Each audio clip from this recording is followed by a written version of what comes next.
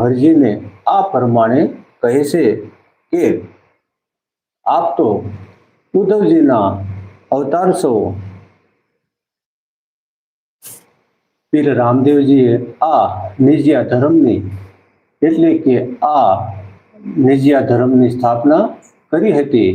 નિજિયા તેને કહેવામાં આવે છે કે જે પોતાના સ્વરૂપની અંદર જે મસ્ત રહેનારો છે તેને કહેવામાં આવે છે નિજિયા એટલે કે નિજ પોતાના સ્વરૂપનું જ્ઞાન કે જેનો મહિમા અપરંપાર છે, જેને ઘણી ભાષામાં સંતો કહે છે કે તમે આ વસનમાં હાલો, આ રેણીમાં હાલો।